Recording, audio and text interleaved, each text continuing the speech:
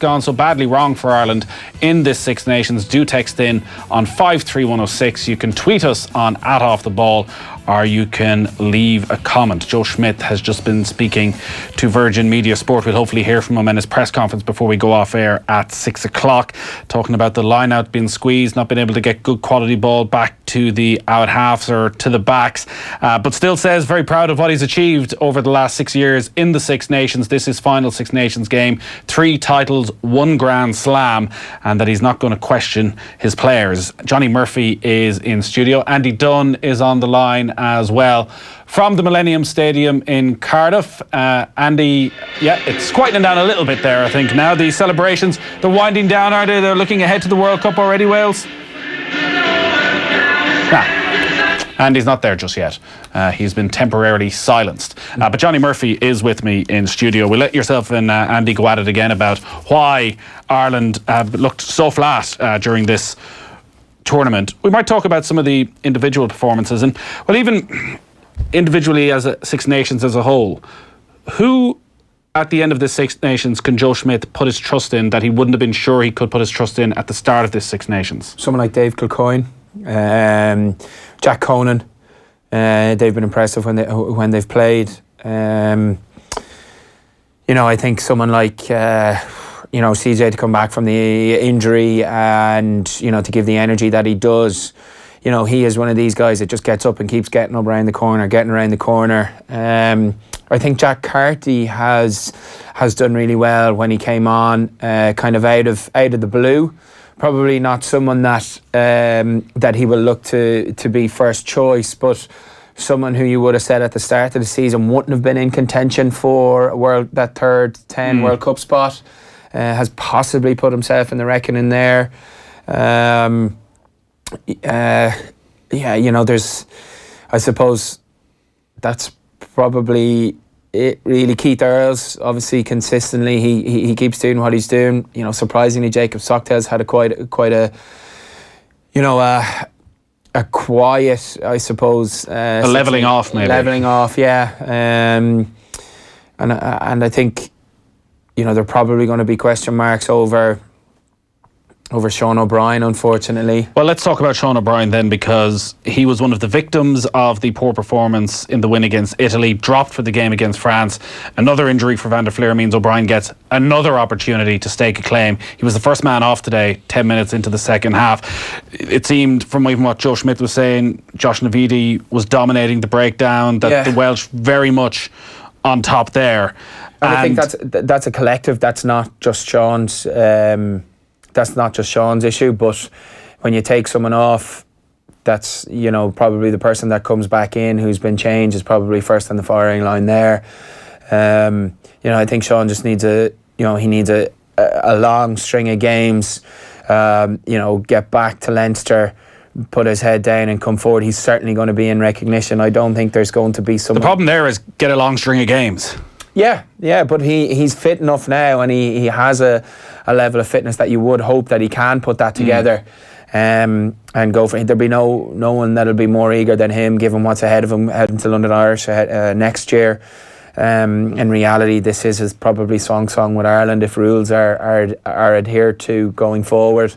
So yeah, it's a big couple of months for him to put himself in on that flight to Japan. And you would back him in those circumstances. We touched on a pre-game. It does probably feel, though, that with the performance today, that Josh Van der Fleer has probably leapfrogged him in that number 7 position. Yeah, I personally think someone like Dan Levy has been massively missed over the last number of weeks. I think he is under the radar in terms of his performances, and probably doesn't get applauded enough for what he's done over the last 18 months to 2 years with Ireland and with Leinster. And I think he is someone that is vitally important to the whole dynamic of the back row and what he gives you going forward and defensively. And I think we've really missed him. Let's bring in Andy Dunne, who is now with us from the Millennium Stadium, where it is calming down a little bit as the Welsh head out onto Mary Street, where I'd imagine it's going to be quite a night in Cardiff as they celebrate their Grand Slam. Andy, we're just chatting about maybe some of the more individual aspects of the performance, and Shawn O'Brien, somebody who was offered up a second chance today and a big opportunity and was taken off 10 minutes into the second half. There in the stadium, what were your thoughts on his performance? He didn't get much opportunity to roam free. There's an old phrase for open sides. They used to be called tearaways, and their role was to roam free, be disruptive at rucks, but certainly to run support lines, for example, to receive an offload from a centre, to make a line break. Faced with a brick wall, which is consistently what most Irish forwards have been faced with, he was underwhelming. But I just don't believe he could have done anything better or different other than run into what was in front of him. That kind of malaise that is underlying in our play, I'd be very, very reluctant to single out Sexton or O'Brien or Murray or O'Mahony or Ringrose, all senior players who had an off day. I just think collectively we need to use the width of the field more. We need to use the space that's in behind rush defences. We need to allow players to offload in tackles, which causes unstructured, unpredictable rugby. And once that happens, the likes of Shawn O'Brien, Johnny Sexton, Conor Murray will thrive. But Andy, that's only one part of the game. Like some of what we saw today Johnny, individually. Johnny Sexton kicked the ball out in the full from kickoff. Johnny, is that Nathan or Johnny? Nathan, sorry. Johnny Sexton kicking the ball out on the full is a mistake. I absolutely concede that. And there were multiple mistakes. But these are all indicative of what is underlying that is wrong in our game. If you ask a front row forward to hit 25 rucks, 30 rucks as an individual per match and make 27 tackles, he's going to struggle at scrum time. There's going to be knock-on effects down through the group. If we lose possession in contact as forwards because we become tired and punch drunk, Johnny Sexton gets poor quality of ball. And if he gets slow, predictable ball with an on-rushing defence, he becomes far more likely to kick the ball into touch when he doesn't have other options either side of him. He becomes far more likely to make a mistake. The players are massively underperforming for the ability that they have, and that's not squarely to do with the players. That's to do with the plan which they're trying to implement, which looks to me, watching the game live, that they're beginning to lose belief in it as a viable system, because they're losing contact and they're losing physical battles left, right and centre, and it looks to me like they're just physically tired and sick of doing that and playing that same way. Our response to, I'm repeating myself, I said the response to the Italian game, which was, wrought with mistakes, was to tighten up further. And that was all they were all the sound bites that were coming out of the camp. We need to go back and, reduce our mistake count. I don't think there's any creative flow or empowerment to what are great players. Johnny Sexton was the World Rugby Player of the Year last year. He didn't become a bad player last night. He's still a world-class player, and he's still a world-class operator who's a great leader within the group. But I can guarantee if he was given a bit more freedom on the field and he wasn't trying to implement 5-6 phases in advance where everyone knows where they're meant to be, I bet you he wouldn't kick the ball out on the full. The thing is with that though, Dunne, is that from minute one in the England game, they were inaccurate at set piece and they were inaccurate in multi-phase. So regardless of the way you're going to play or your train of thought, that is an issue from minute one, and then they get completely beaten up, and there's basically a full court press going at them all the time, so they could build no momentum in it. And this is Joe Schmidt revolutionised the breakdown in Irish rugby by bringing in what are called barrels, left and right. Every team now does it, and every Irish team does it. It's a really important part to the clarity and to the contest that is the breakdown. That they're losing those collisions because they're not getting anyone on the back foot, and not getting anyone on the back foot for me comes from the lack of creativity on your first 3 or 4 phases. And that's what Joe Smith's, that's what his strength as a coach is. So if you were to say that okay, what's Warren Gatlin's strength? Warren Gatlin's strength as a coach is actually to play a style of rugby that is quite similar to Ireland. It's get up, go around the corner, get up, go around the corner, get up, go around the corner, and then they have this Welsh flair where they can do things because that's inbred in what they are as a rugby nation. Back to the 50s, 60s, 70s where they're throwing balls all over the place. But that is not, Ireland as a sense don't necessarily have a style. We don't play a certain way historically. We now play a Joe Schmidt way, which is very clear that you know where you are going to go for your first 3 phases. And if you do your role correctly, you will make gain line, or you will either score, and that's where you have the defence on the back foot.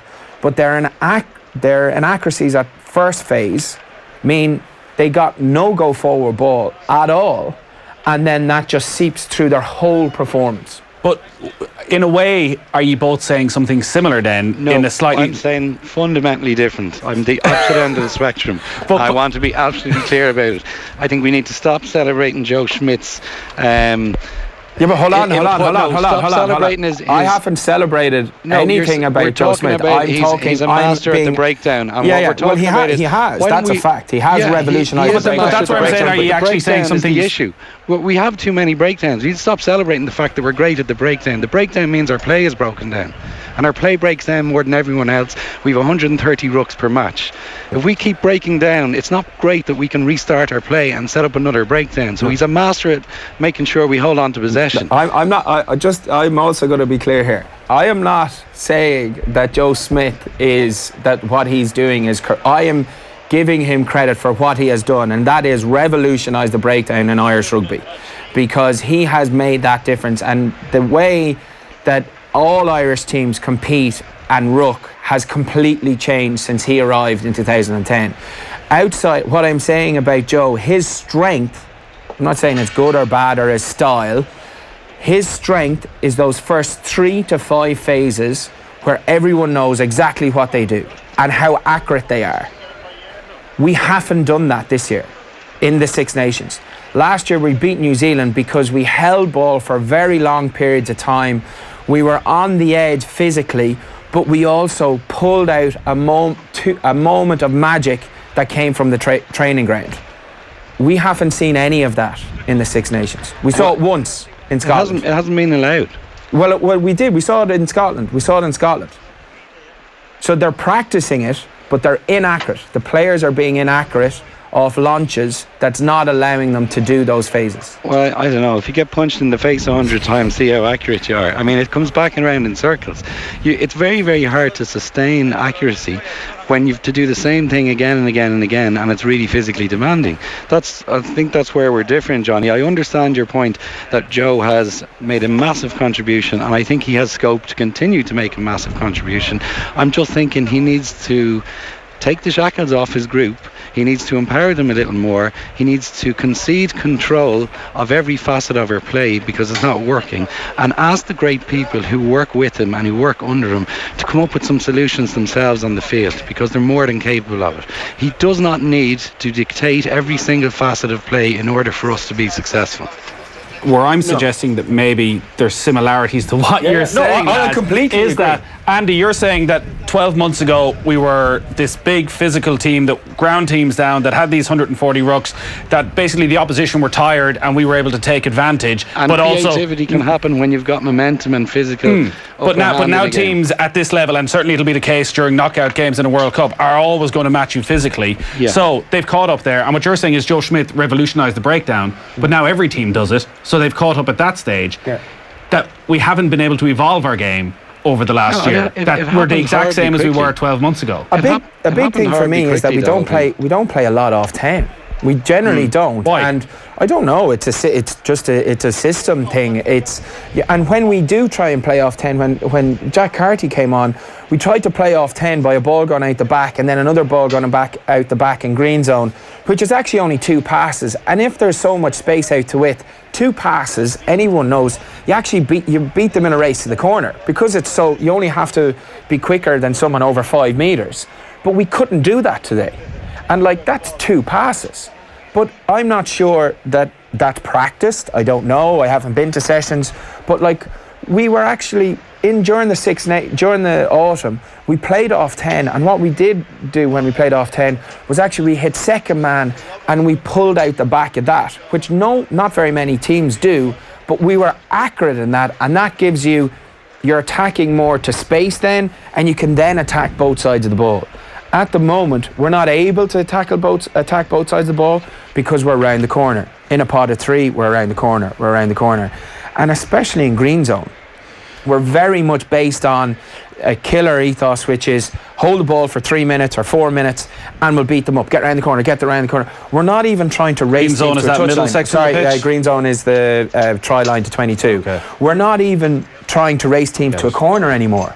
Which is what we used to do was, right, get around the corner forwards, get around the corner, and then when we have them tight, we'll race them to a touchline or we'll come back down blind. We don't even do that anymore. Yeah, so Sexton and Murray will come in for a lot of scrutiny in particular. And Andy, Conor Murray obviously hasn't hit the heights of the last year or so, but still, we came into this tournament thinking we had arguably the best scrum half in the world.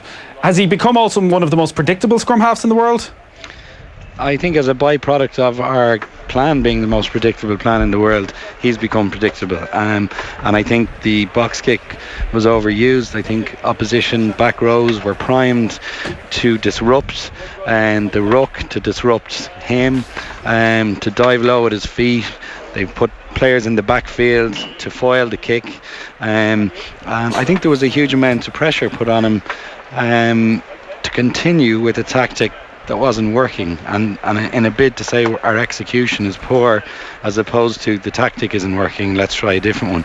And as soon as we abandoned that tactic in the French game, Conor Murray looked a bit more like himself again. So I think in all sport there is great strategy. In chess there is strategy as much as there is in rugby, and right now the strategy which brought us great success and deserved success and brilliant moments all throughout 2018 has been found out, analysed to the hilt and overturned. And Joe is a coach, I would hope, who can go away and say, can I do something differently as a head coach? And he has coached sides to play wonderful creative rugby in this stadium where I'm standing now, thankfully, quietly.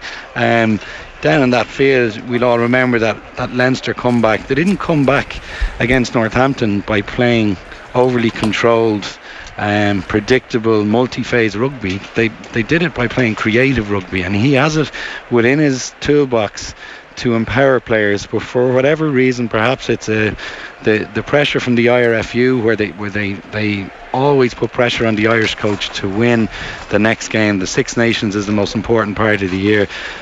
Perhaps he needs to be given a bit more freedom from the IRFU. Well, it's too late for that now.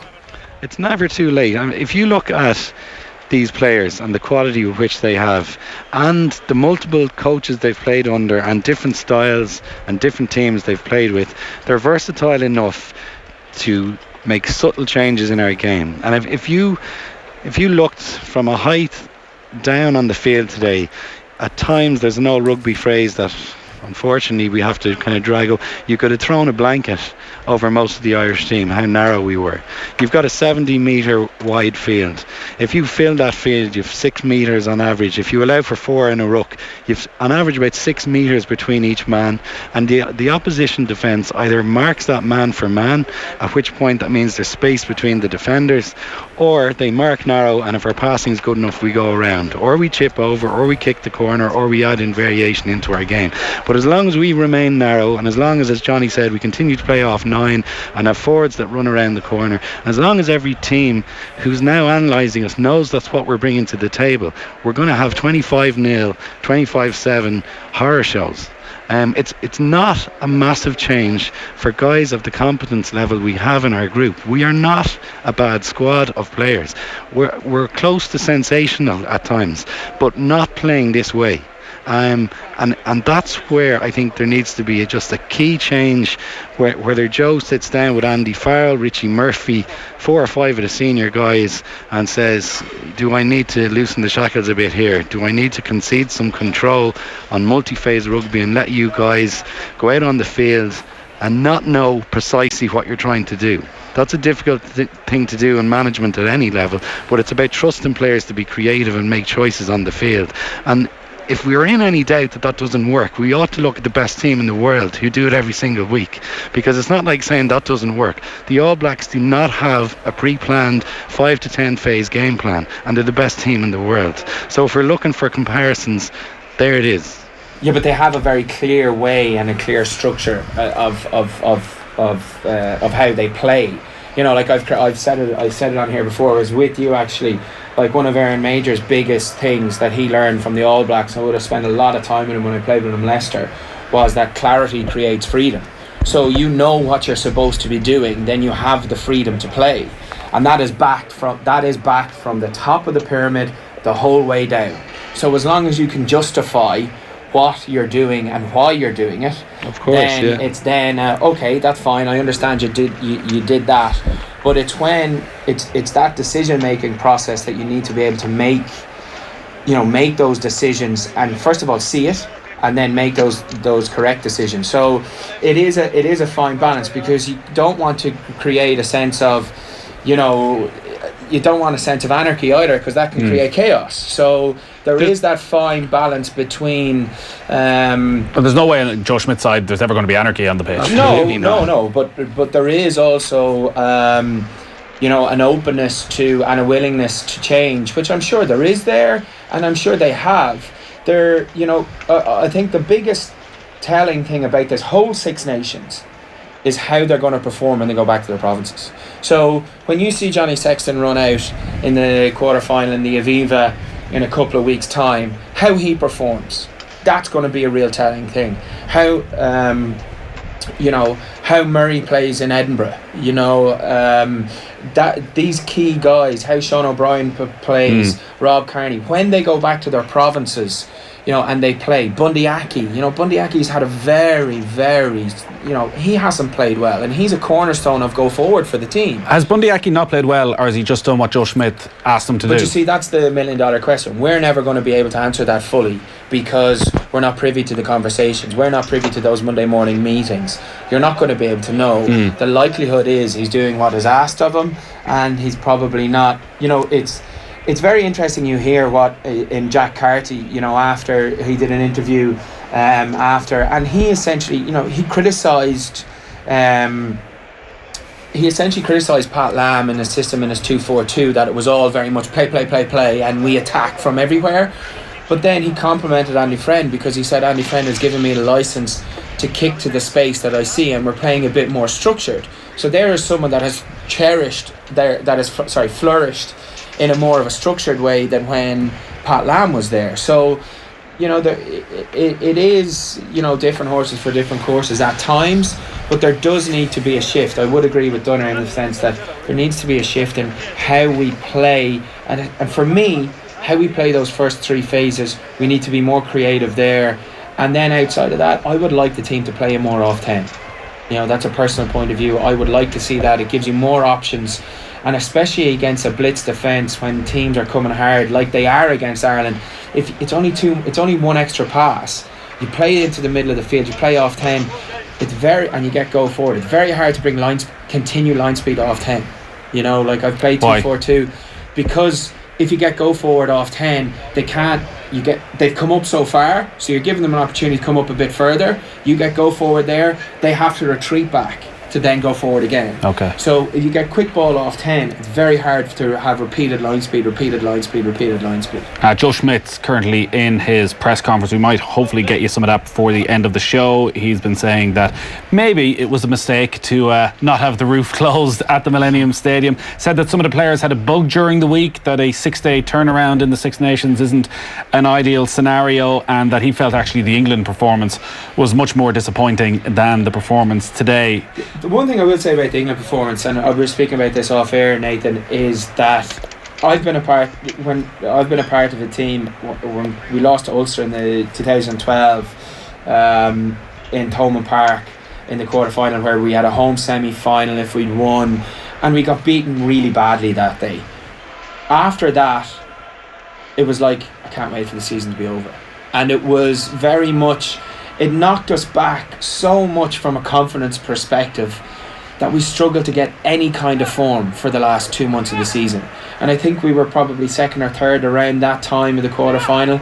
We ended up scraping into the top 4. We went to the Ospreys away from home and we got badly beaten in the semi-final. But then when the season was over, it was like, oh, okay, it was Tony McGann's last year as well. It was like, okay, that's over. Shake off it and let's go again. And I think... Would you have a concern that actually when we talk about Leinster, Ulster in a fortnight's time, that some of these players now will just want the summer to come and get to reset for a World Cup year? What I'm trying to say is I think that is a sense of Ireland. I think that they want, subconsciously, I'm not saying this is, I'm just saying that there is a chance that this could have happened by such a knock. Like that was... Like no one saw that coming. That was a massive dent to their confidence, and I don't think anyone can underestimate how much that affected them.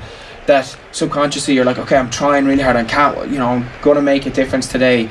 But there might be a small bit of a sigh of relief that, okay, Six Nations over, let's concentrate now on where we can go with our provinces, and then let's hit the ground running when we get back in the 1st of July. A lot of people getting in touch with us this afternoon on 53106. Gatland does not have to motivate the Welsh players when they play Ireland. They know the way he was unfairly treated by the IRFU when he was offloaded by them going into a major tournament.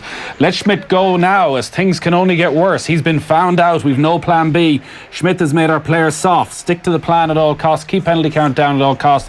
And even let them back home know if this was the soccer team, the public would demand that the manager goes. I don't think that the IRFU are going to be getting rid of Joe Schmidt between now and the World Cup somehow. Lads, I'm sick to the teeth of everyone's refusal to put any blame on Johnny Sexton. Even Andy tried to switch the blame onto Ireland's lack of creativity when he started talking about Sexton's game. He was a disgrace today in his performance, and in truth he's had a very bad Six Nations. His carry-on being taken off against Italy was disgraceful, and even today when he passed the ball over the line started to give out to Gary Ringrose as if it was his fault. Sick of the media blowing smoke up his ass every game he plays. He hasn't had a good Six Nations. That's been very clear. He hasn't. Tell that listener to sit on the fence. Joe Schmidt was asked about maybe his insistence on giving Murray and Sexton so much time in each game, and he gave the obvious enough answer of saying, well, you have to invest in these guys. You're trying to get them back to a level. They can only do that if they're on the pitch, is the way that Schmidt is looking at it. The best way to invest in those guys is stop telling them what to do on all occasions. The best way to invest in them is to say, go out and do what you feel like is right, what's in front of you, on more occasions than I'm giving you license to currently. But it's just on that then, right? Johnny Sexton, as you say, is the World Player of the Year, who knows Joe Schmidt inside out and played some of his most creative rugby under Joe Schmidt. Surely at, 33, Johnny Sexton is in a position to have that conversation with Joe Schmidt. He is, but he played that creative rugby in a system. You can't have a system. You can't not have a system. Otherwise, you end up like France. But I'm not suggesting. Hold on, Johnny. I'm not suggesting we don't have a system.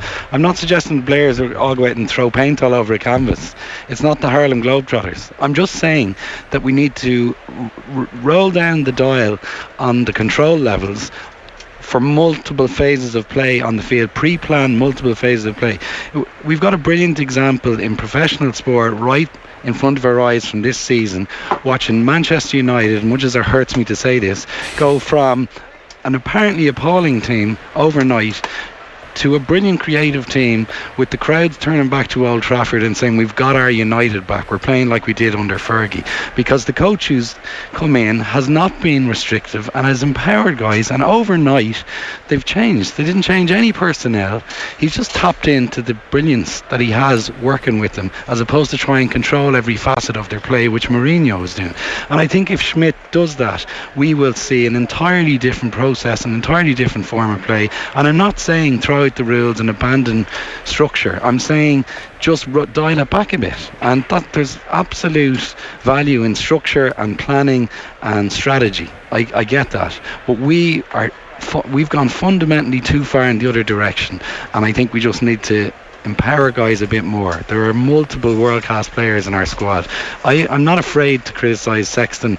I've never been afraid to criticise him or Murray or anyone else, but I actually just feel sorry for them today, because I know that's so substandard to what they're capable of. Something else explains it to me. It's not that he just had a bad off day. To me, I think we've got to be measured in our criticism when we're being successful, and when we beat the All Blacks and we are constructively critical at times, and the same way we've had an apparently horror show Six Nations, we've got to be measured in the criticism there. And we haven't become god awful in 2 months. So there are small changes, but I actually think it's going to be difficult. I mean, I don't make the bed when I get up in the morning. I haven't been able to change that in 39 years. So if Joe Schmidt always wants to control his teams, it's going to be very hard for him to change that. But it is that simple a change, to empower and allow the guys on his team to be a bit more creative, but working under the system he provides. Andy Dunne and a Joe Schmidt setup would have been something to behold. We're going to have to wrap up, lads, because we probably dragged the arse out of it at this stage, but there is still we've so many more texts in, and we haven't really got into the individual breakdowns of performances today